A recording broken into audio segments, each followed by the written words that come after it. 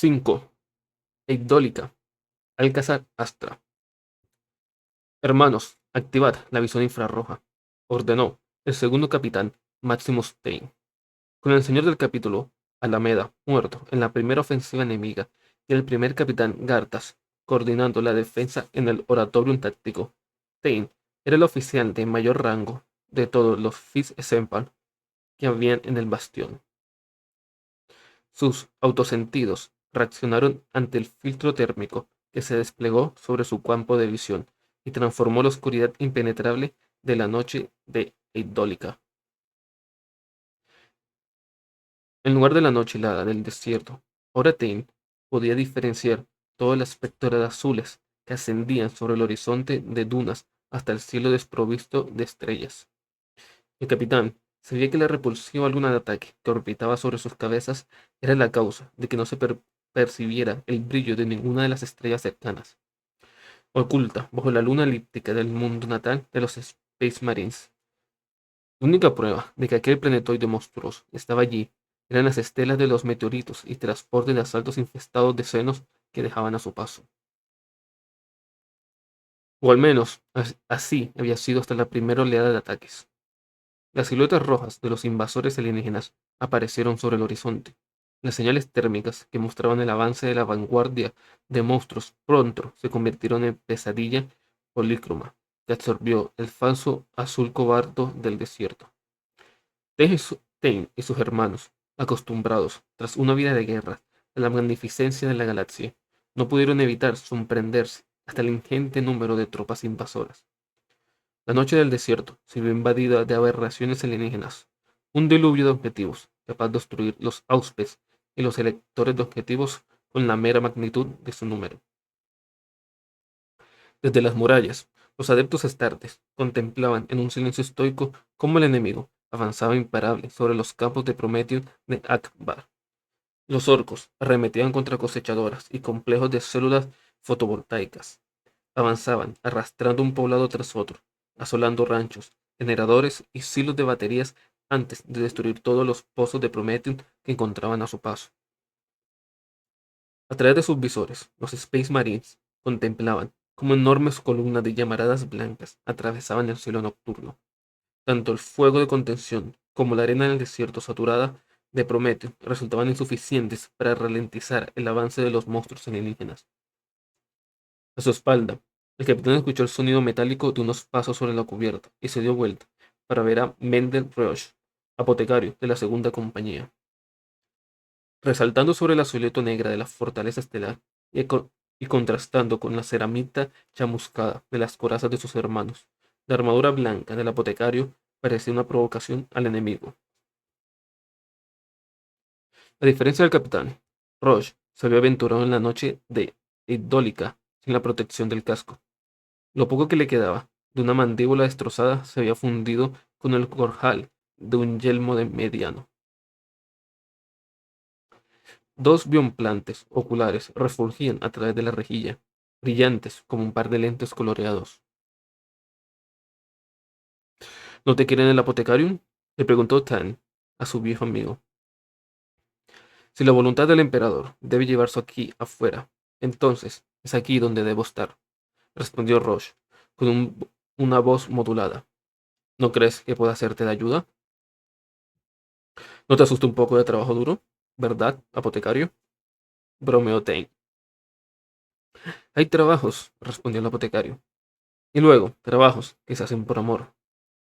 Si lo que quieres saber es, ¿qué preferirías si tuviera que decidir entre, entre estar en el apotecarium, cosiendo las heridas de nuestros hermanos o luchando contra el enemigo allá afuera? No creo que sea necesario responder a tu pregunta. Tu sabiduría y tus habilidades son bienvenidas, hermano, dijo Tain con honestidad, aunque quizás el enemigo no piense lo mismo. Roche levantó la mirada, que hasta entonces había mantenido fija en la pistola. Sus implantes refugieron cuando pareció ver por primera vez la horda enemiga que avanzaba hacia el bastión. El apotecario dejó salir un gruñido de desaprobación, como disgusto por una contrariedad.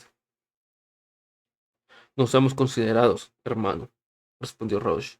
Deben recibir la misma bienvenida que cualquier otra especie que atraviese los límites del territorio sagrado del emperador. Fuego. Un pequeño grupo de siervos del apotecario, ataviados con sus hábitos blancos, habían seguido a su maestro hasta el exterior del baluarte. Roche entregó la pistola a uno de ellos. Hay que reajustar el visor, le dijo. Encárgate de ello. Y esta vez, hazlo bien. Hasta esas bestias podrían hacerlo mejor de lo que lo hiciste la última vez. Debes tener el mismo respeto por los instrumentos que quitan la vida que por aquellos que la preservan. Por tu bien, espero que hayas traído la de reserva. Otro siervo le entregó a su maestro una segunda pistola. Roche examinó el arma con determinación. Bien, tendré que arreglármelas con esta. No creo que el enemigo esté dispuesto a esperar hasta que dominéis todas vuestras tareas. Comprobaré las modificaciones más tarde, si es que sigo vivo. No necesitarás aquí afuera, maestro, dijo otro de los siervos, tras reunir el valor suficiente para preguntar. Acurrucados bajo las capuchas, los siervos habían permanecido contemplando la oscuridad y oyendo la cacofonía de monstruos. No, respondió el apotecario con tono tajante. Solo los más valientes, hijos del emperador, son requeridos aquí. Presentaos ante el apotecario mayor. Quizás os dé una fregona y un cubo para limpiar la sangre. Ahora, fuera de mi vista. Los siervos te dieron la vuelta en dirección a las plataformas de aterrizaje, dejando tras de sí un exhibidor que contenía munición, unos cuantos gladios y las espadas sierras del apotecario. El acabado pulido del arma brillaba con un resplandor quirúrgico y letal. Roche cogió la celada del yelmo y se la colocó, cubriendo el resto de sus implantes biónicos y su piel repleta de cicatrices. La pieza emitió una aspiración hidráulica al acoplarse con el Gorhal. El capitán Tain había ordenado al hermano Aquino que solicitara a los operarios de los Signum que informaran de cualquier tipo de comunicación entre la luna de ataque y las hordas enemigas que consiguieran interceptar. Pero por el momento no había nada. Aquello resultaba sospechoso. Tras descender sobre la superficie de Eidólica, los invasores se habían agrupado en turbas asesinas y, como la sangre que se coagula en las arterias y los órganos de un cadáver, las turbas se habían convertido en hordas, y éstas en verdaderas mareas alienígenas. Esos bárbaros parecían guiados por una brutalidad o por una avenencia inconsciente, sin la ayuda de ningún tipo de comunicación convencional. Unas bestias que en condiciones normales se devorarían unas a otras con sus garras, colmillos y armas deformes, avanzaban ahora sobre las arenas negras de Eidólica. Se aproximaban hacia las posiciones de los adeptos astartes, conducidas por un impulso predatorio y compartido. Tain sopesó la posibilidad de que fuera simplemente la ausencia de oposición lo que hiciera que las criaturas avanzaran a tal velocidad. Por suerte, los campos de Prometeo de Akbar estaban casi desiertos durante la temporada de Nostide.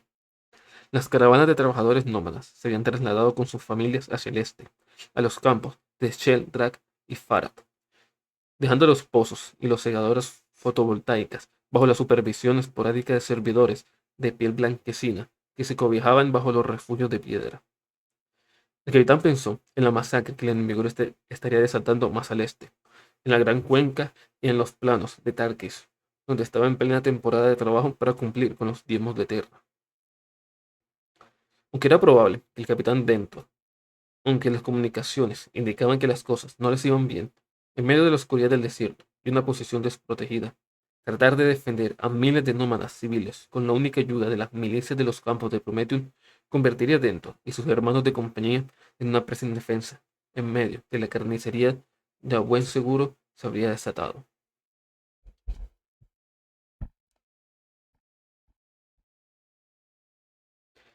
Sin embargo, los auspets indicaban que la mayor parte de las fuerzas invasoras lanzadas desde la luna de ataque se concentraban en torno a la Alcázar Astra, la fortaleza monasterio del capítulo de los First Exemplar.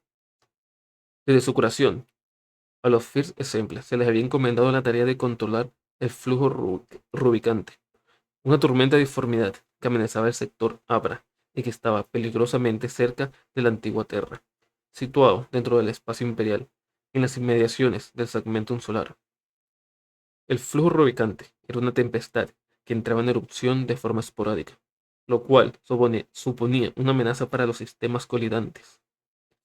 Con incursiones de mutantes y hordas de Space Marines renegados, el capítulo de Office Exemplar, recientemente creado, era el encargado de proteger aquella región del espacio salvaje asolada por las manifestaciones azarosas de la tormenta.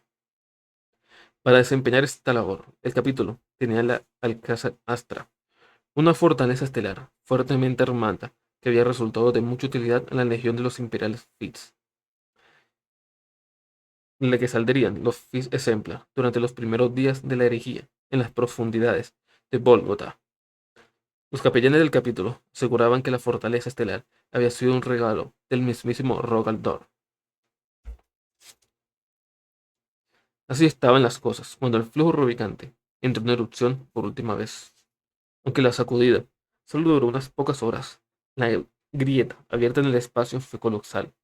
Naves de transporte de todo el sector quedaron devastadas, las comunicaciones bloqueadas, y se propició la interrupción de numerosos cultos apocalípticos por todos los mundos imperiales de la zona. Sin embargo, el objetivo más ambicioso de aquella erupción era la Alcázar Astra. En el momento de la explosión, los remolcadores del capítulo se arrastraban al fuerte estelar a través del sistema fragmental. Fueron sacudidos por una onda expansiva y lanzados sobre el campo gravitatorio de la estrella. Gracias a la pericia del señor del capítulo, Dantalion, y sus comandantes castellanos, pudieron remolcar la Alcázar Astra hasta el planeta más cercano y depositar sobre las arenas negras de Eidólica. Inmóvil, la fortaleza nunca volverá a sentir el queso gélido del vacío en el revestimiento de su blindaje. Tres de los cuatro bloques motores habían sido destruidos en el impacto. Los artificieros y los Techmarine del capítulo desconocían los secretos de la propulsión de plasma, de modo que la fortaleza estelar se convirtió en un bastión planetario. Todos los Space Marine de los Fifth Exemplar debían estarle agradecidos al señor del capítulo, Orias Dantelon. Había sobrevivido a la herejía, pero había perecido en el aterrizaje forzoso de la fortaleza monasterio. Muchos de los marines creían que el emperador les había salvado a ellos y a su semilla genética para cumplir un noble propósito, quizás para hacer frente a los antojos del flujo rubicante. La malograda superestructura del Alcázar Astra permanecía ahora, semienterrada en la arena negra.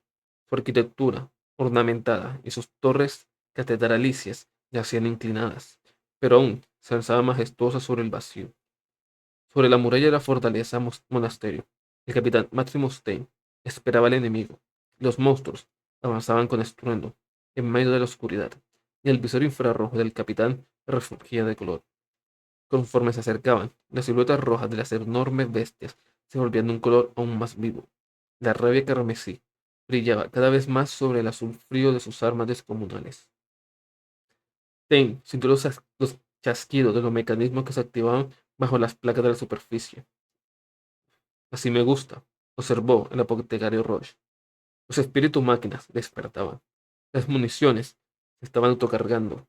Los enormes láseres defensivos de la fortaleza estelar apuntaban inútilmente hacia el cielo, después de que su ira ya hubiera sido desatada inútilmente contra la superficie oscura y horadada de la luna de ataque. La conversión de la fortaleza en un bastión terrestre había obligado a los First Templar a trabajar muy duro para preparar la Alcázar Astra para un posible asalto por tierra. En el oratorio táctico, el primer capitán Gartas había ordenado revisar todos los multiblasters y megavolters. A través del comunicador, Stein escuchó como el octavo capitán, Sontag, informaba de que el enemigo se había aproximado por el transepto sur, seguido por el quinto capitán Tyrion, que comunicaba la misma información desde el transepto oriental. El noveno capitán, Hieronymus, y el capitán Caster, de los exploradores marines, también informaban de formaciones enemigas que se acercaban por el norte. Era evidente que la estrategia de aquellas bestias consistía en lanzar un ataque simultáneo sobre los Fifth Exemplar desde todas las direcciones. El capitán Tain sintió Una mezcla de respeto y odio la ascendía por la garganta como la bilis. Solo una gran cantidad de fuerzas senos podía permitirle desplegar una estrategia tan atrevida. Probablemente le funcionaría. Tain se prometió luchar hasta el último aliento para hacer que aquella escoria repulsiva pagara su exceso de confianza. El capitán se volvió hacia el hermano Aquino. Normalmente, los Fist Exemplar no pintaban sus armaduras, una tradición del capítulo que era casi obligatoria. Las condiciones de Eidolic le daban a la ceramita un resplandor cromático y apagado similar al de los cañones de los lanzallamas y de los rifles de fusión. A través del visor infrarrojo del capitán, la armadura de Aquino se veía de un color azul oscuro, sobre el que destacaba el símbolo de la compañía, un trapecio espectral que parecía un horadado en el cielo. Tain hizo una señal al portaestandarte, instando a que el ajado y adusto marín le informara de la situación.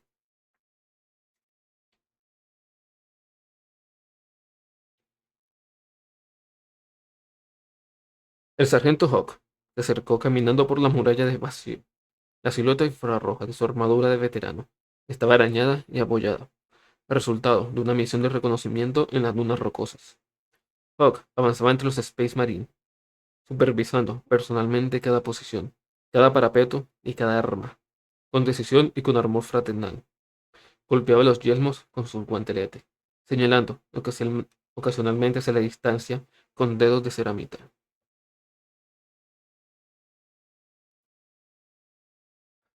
A través del comunicador, Tain escuchó las últimas letanías de los Tech Marines antes de que el primer capitán, Gartas, diera orden de abrir fuego. Los nidos almenados, las gárgolas y las estatuas de las que habían montado los megavolters y los multiblasters se estremecieron en una cacofonía rítmica. El fuego voló por encima de las siluetas coloreadas del sargento Hawk y de los marines de la segunda compañía, con los cañones de sus armas centelleando como báculos brillantes a través de los visores infrarrojos. El capitán Dane levantó la vista sobre las arenas negras. Las siluetas escarlatas, deformes y desgarbadas formaban un muro de formas monstruosas que se aproximaban. Estacas y hojas dentadas decoraban los gigantes músculos, mientras que los perfiles de los cañones y las garras metálicas anticipaban la carnicería que se avecinaba. Tain sintió como la andanada de fuego reverberaba por todo su cuerpo y contempló, no con poca satisfacción, cómo los proyectiles Voltec destrozaban las filas enemigas, reduciendo aquellas monstruosidades a jirones incandescentes y convirtiendo la vanguardia barbárica en una adobe rojiza. Conforme las tropas avanzaban, las sucesivas líneas de invasores caían bajo el fuego de los marines. Entonces, uno por uno, sintió cómo todos los cañones que había a su alrededor se quedaban vacíos.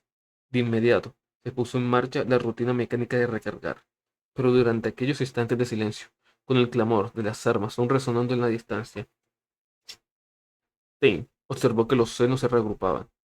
Los orificios abiertos en la vanguardia se cerraron rápidamente, ocupados por bestias que pisoteaban unas a otras por estar en primera línea. Pasaban por encima de los cadáveres chamuscados de sus semejantes, lanzando alaridos, con una burla y un deleite alienígena. En cuestión de segundos, los efectos de las primeras salvas se volvieron imperceptibles. Vaya, ¿qué te parece? Dijo Roche. ¿Has visto eso? Preguntó Máximo Stein a través del comunicador. Sí, respondió el capitán Gartas con tono serio. Stein escuchó que lo decía un oficial en el oratorio, que despeguen las cañoneras. Cuando los Megabolters y Multiblaster retomaron sus protocolos de disparo, futiles, la armadura de Tain se estremeció bajo los chorros de aire caliente procedentes de los escapes de las Thunderhawk y de las Storm Eagle que despegaron de las plataformas de lanzamiento. Las naves rugieron en el cielo al tiempo que el estandarte del hermano Aquino ondeaba y se agitaba en el viento. Las siluetas de las naves de los First Exemplar surcaron el aire con el azul brillante de sus fuselajes brillando sobre la noche de Eitólica. La única luz que iluminaba la oscuridad procedía de sus motores triples, que dejaban una estela brillante en el cielo. La formación se alejó volando a baja altura. Las Thunderhawk, repletas de bombas y flanqueadas por las Storm Eagle. El espectáculo sonoro fue recibido como una nube de fuego por docenas. No podían ver a las naves, pero sí oírlas, descargando toda su ira en el cielo nocturno. Las bestias se agitaron ansiosas bajo la tormenta que se avecinaba. Las Storm Eagle respondieron a su excitación y cegaron las hordas de bestias con las detonaciones de los cañones de fusión y los destellos de los cañones láser que portaban montados en las alas. Cuando las cañoneras zigzaguearon y tomaron altura, las Thunderhawk soltaron su carga de bombas incendiarias.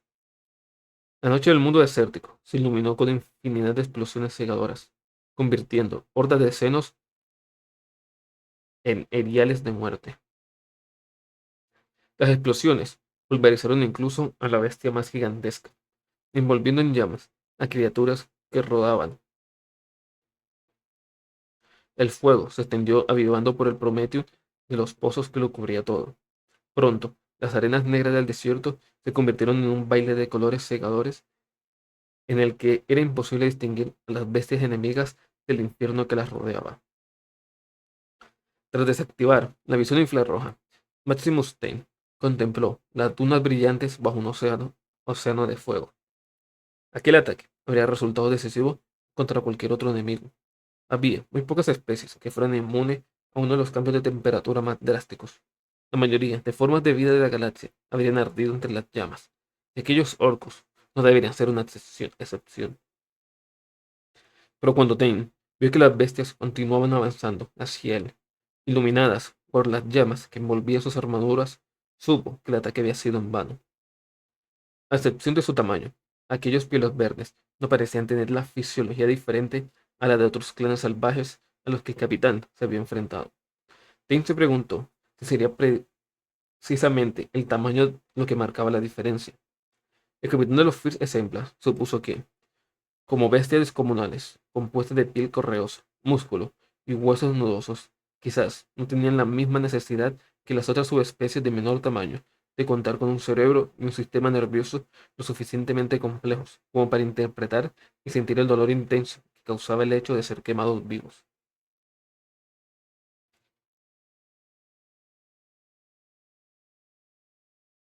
Rodeado por las llamas, el enemigo continuaba aproximándose. Sus rostros deformados por los colmillos no mostraban el menor signo de dolor, de comprensión de algo como la muerte. Era una complejidad que estaba muy por encima de la limitada capacidad de raciocinio de aquellas criaturas. Avanzaban y vociferaban en dirección a Alcázar Astra. El desierto se estremecía bajo las llamas. Los alaridos de los alienígenas invadían el aire. El bastión retumbó con los disparos de los multiblasters en medio del fragor del combate, con las agujas torcidas de la fortaleza monasterio elevándose sobre el anillo de fuego y el mar de carne verdosa que lo rodeaba todo. El segundo capitán, Maximus Stein, y sus First Exemplar permanecieron tan inmóviles, silenciosos, impasibles como las gárgolas que decoraban los muros. Aquellas estatuas no servían de mucho contra el enemigo que amenazaba Alcázar Astra. Tú conoces bien la fisiología de los senos. ¿Tienes algún consejo? Preguntó Tain a su amigo. Voy a abrir un canal de comunicación. El apotecario inclinó su yelmo huesudo y blancuzco. Si crees que puede servir de algo, dijo Roche con sosiego. Segunda compañía, dijo Tain a través del comunicador. Prestad atención a las a las observaciones del apotecario. A primera vista, comenzó Roche, parece que el enemigo es mucho más grande que los especímenes que exterminamos en Borg. Las bestias de Conrad eran insectos insignificantes comparados con estos monstruos. Y te impresionó para que Roche continuara. Su capacidad de resistencia a los impactos de nuestras armas será considerable, advirtió Roche. Aún así, dudo que a pesar de tener un mayor grosor, sus cráneos sean capaces de resistir la fuerza sagrada de nuestros proyectiles. De modo que los disparos a la cabeza estarán a la orden del día, añadió Maximus Stein. Y de la noche, murmuró el apotecario, levantando la visión hacia el cielo.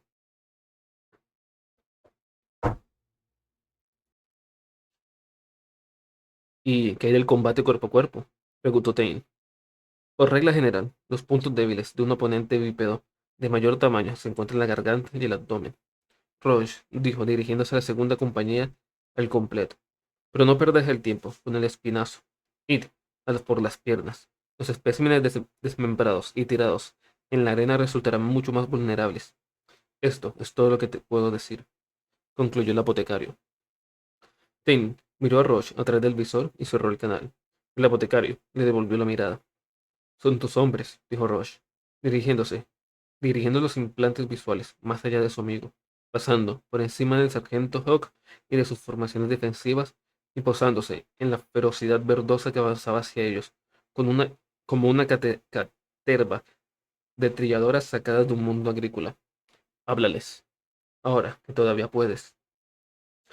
Tim inclinó la cabeza con gesto solemne. Miró al sargento Hawk. Detrás del veterano, las bestias envueltas en llama avanzaban hacia los First Exemplar. Infinidad de armas retorcidas, chamuscadas y empujadas a partir de desechos de metal se aproximaban hacia ellos como un bosque mortífero. Las armas de fuego, toscas y burdas, lanzaban estertotes colmizos, cuyos objetivos era el alcázar Astra. Los disparos, eufóricos y absurdos por estar demasiado lejos de su objetivo, hasta ahora se habían perdido en la inmensidad del cielo y de la arena. Sin embargo, las bestias eran incapaces de contener su paroxismo de ferocidad, y ahora que al fin se acercaban, los fragmentos de metal comenzaron a llover sobre la protección de la fortaleza estelar, pero seguía siendo una descarga sin objetivo. En medio de semejante tormenta metálica, algún proyectil aislado conseguía ser blanco sobre los parapetos de los que se guarnecían los First Exemplar, pero la mayor parte de ellos, de aquella explosión resultante de artillería alienígena, era poco más que una inútil distracción sonora. La compañía está lista para cargar, sargento, dijo Tain. Segunda compañía, preparad las armas, dijo Hawk a través del comunicador.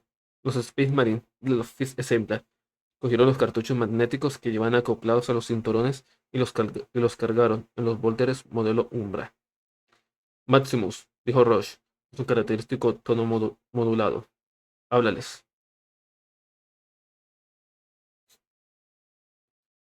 En aquel momento, la memoria de Maximus Tain volvió a Charnasica, hasta aquel primer día en que descendió por la rampa de la Thunderhawk para pisar la tierra ensangrentada. Recordó su cuerpo joven, poderoso y repleto de posibilidades. Recordó la sensación nueva e incómoda de la armadura caparazón y el efecto punzante de las clavijas de la interfaz. Podía sentir la presencia del emperador en el corazón, la proximidad del enemigo, la certidumbre de su primera muerte, la belleza fría de la batalla en la que acababa de llegar. Hacía pocos días que se había convertido en hermano de los Fis Exemplar, y allí estaba, un instrumento viviente de la voluntad del emperador. Tenía todo lo necesario para hacer cumplir esa voluntad sobre los campos de batalla de Charnásica. Pero en aquel momento lo habría dado todo a cambio de unas pocas palabras de aliento en medio de la oscuridad de su casco, palabras sinceras que purificaran su alma.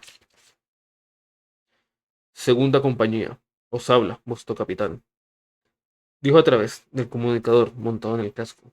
Conforme hablaba, la monstruosidad alienígena se aproximaba más y más, creciendo en tamaño y ferocidad. Nos enfrentamos a un enemigo peligroso y muy numeroso, encabezado por un señor de la guerra brutal e insensato. No subestiméis la amenaza que nos acecha.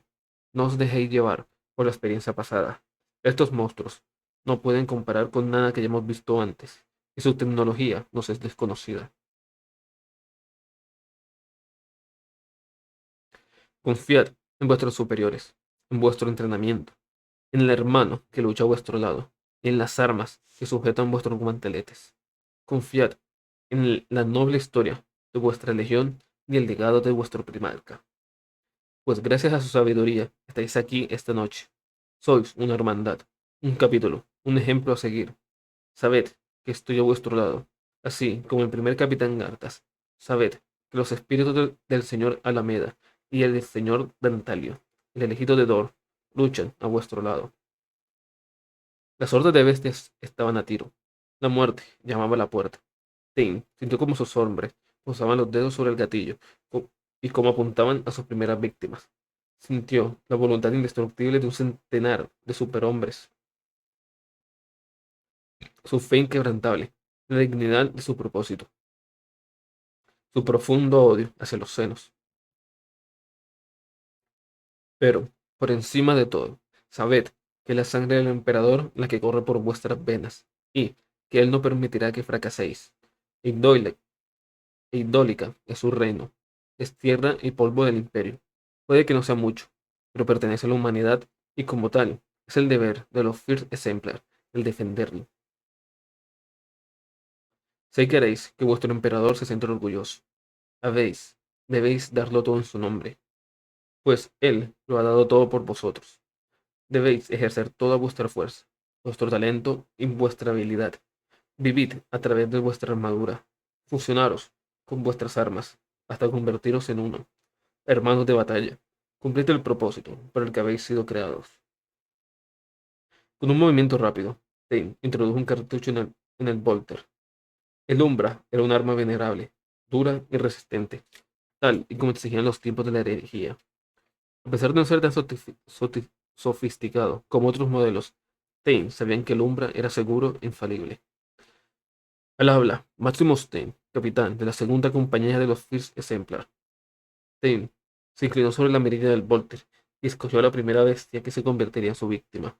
Un engendro blanquecino, repleto de cicatrices y cubierto de anillos ornamentados, tribales y pendientes. Fuego.